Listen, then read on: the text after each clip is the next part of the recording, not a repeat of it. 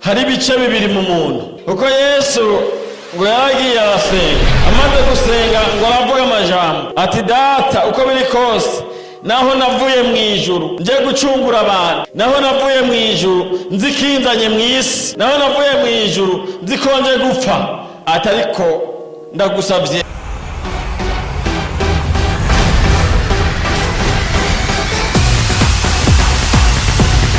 uyu mubiri je urangora, ariko nihangane n'igihe gitoya ivyawo bizoshira.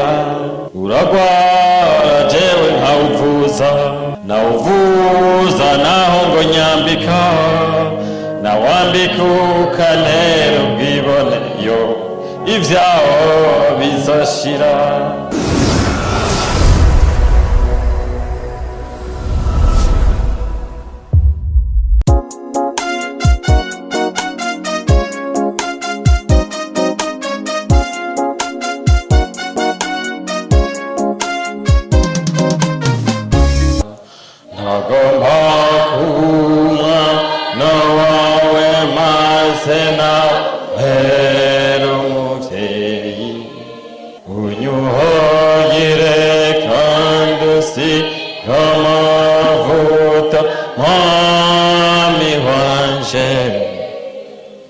Unsomore mukiza we inguhaza w'amansi,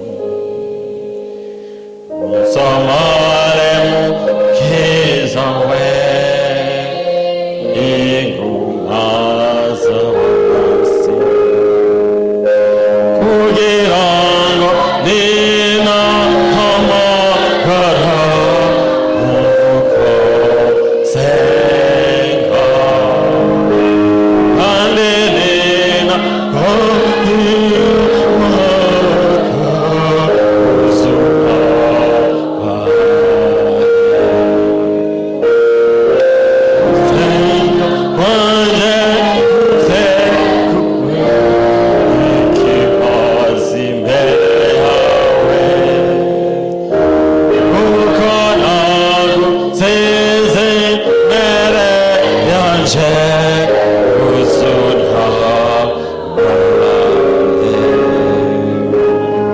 Katuzingurure mu gitabo cha Matayo igice ni cha 26 tasoma umurongo wa 40 gushika 41.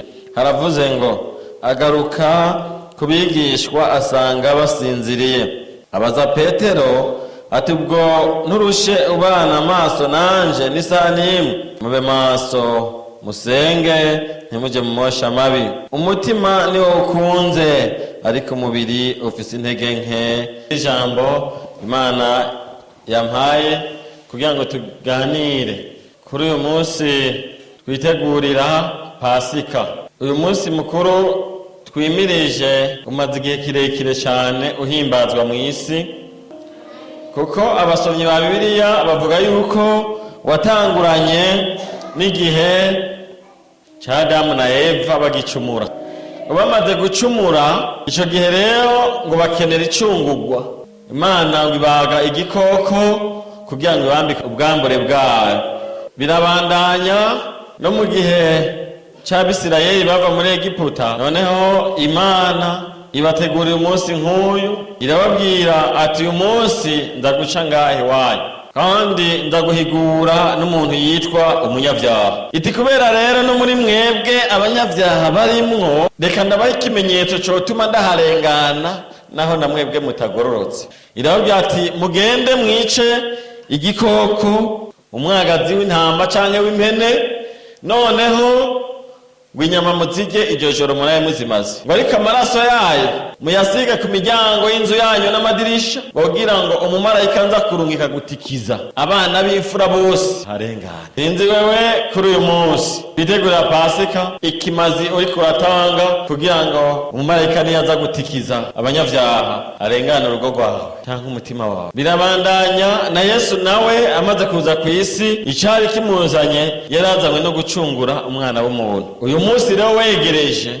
nawe n'urupfu rwiwe rwari rwegereje kugira ngo agucungure yongera ncungure. Yesu nawe rero uyu munsi umugera ko utoroshe, kandi mu gusenga kwiwe yari yifuza kubana nawe yigishije gusenga, ariko barajana arabahitana ati ngo tugende gusenga. Baduga umusozi, bamaze kuduga umusozi ngo Yesu yuzura ngo intimba n'agahinda muri we. Mugabo ariko araraba bari kumwe, abona yuko naho bajanye ku musozi akwiye kwitandukanya nabo gatoya kugira ngo yihererane n'Imana. Yandimbo tuje kuririmba ngo ndagomba kwihereranya nawe mwami muko nsenga, ndagomba kukubera umwana wawe, nawe noneho umbere umuvyeyi. Niko bigomba. N'umunsi wa Pasika uregereje, bisobanura kurengana ivyaha, kurengana ikibi, kurengana ivyago bikurindiriye. Sinzi ko wifuza yuko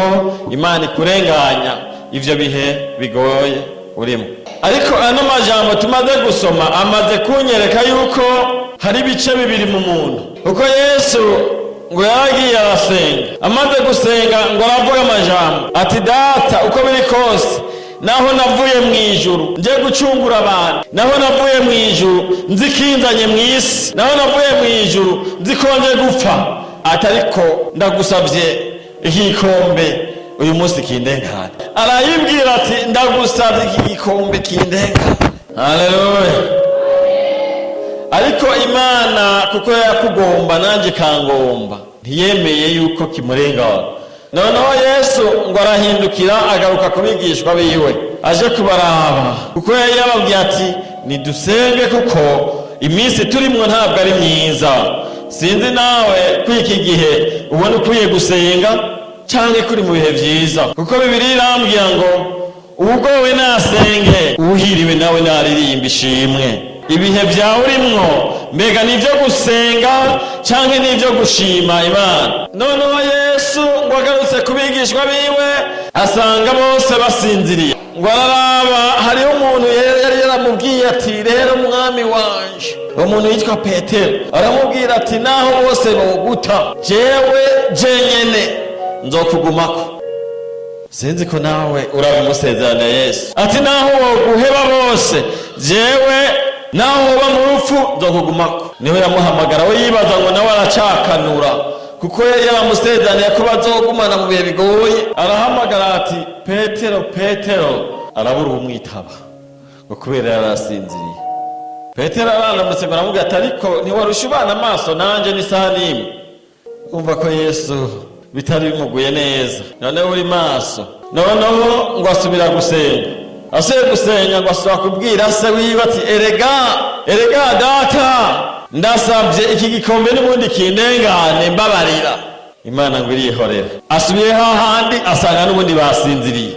Sinzi ubuyoza wewe ko yosanga ukiri maso. Iki gihe twibuka amagorwa n'urupfu yapfuye kubw'ivyaha vyawe, uyu munsi sinzi yoza ko yosangaho hari no kwicuza mu mutima wawe kuri umunyavyaha. Noneho basubira kugira gatatu, naho ngo arongera arafukama arasenga, warabwira Imana basi kutavyemeye nta kundi ndemeye kukinywerako.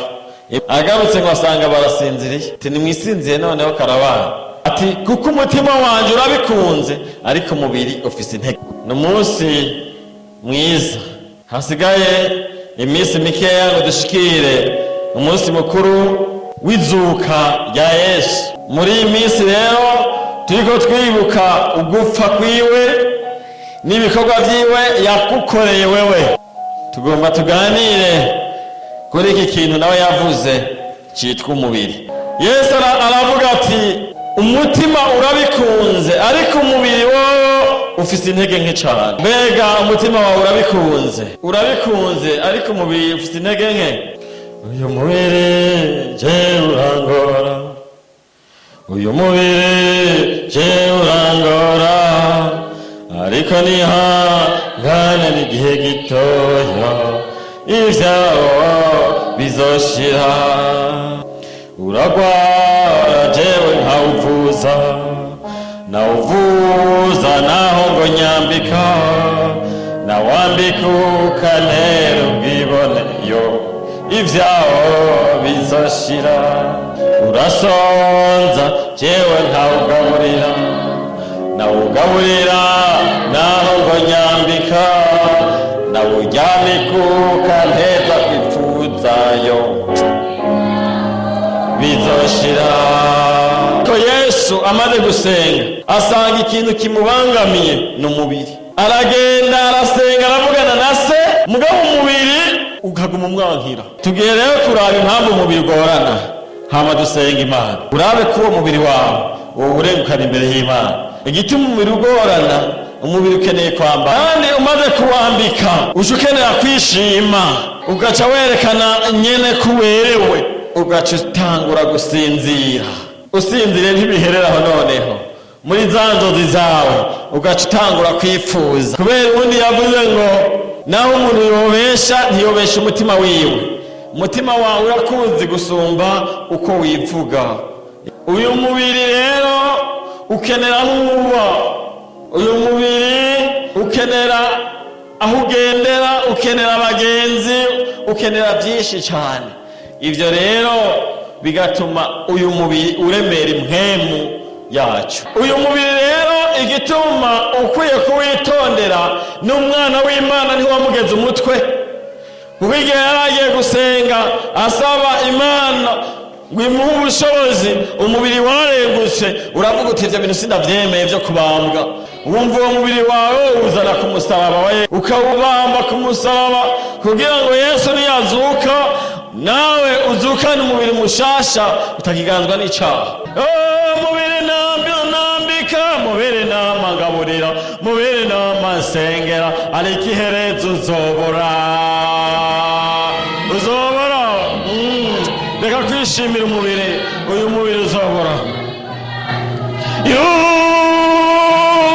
Mubiri namasengera, mubiri namagaburira, mubiri namantakambira, ariko ndazi uzobora. Uzobora.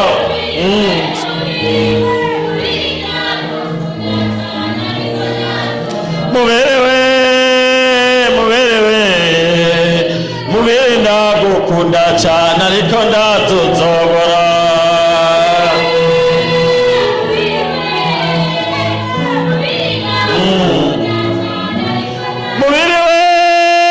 Mubiri wanje we, mubiri ndagukunda cyane, ariko ndazi uzobora.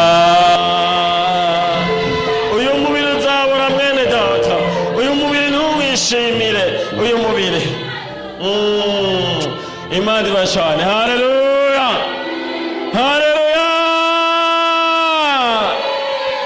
Tugiye gusenga Imana.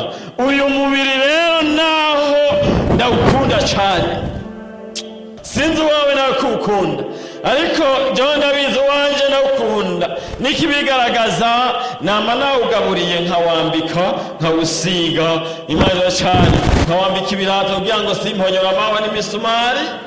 Ariko iherezo ryawo nawe uremera impwemu yawe, nawe impwemu yawe utagomba kuyegereza umukamo, utagomba kuyegereza Imana.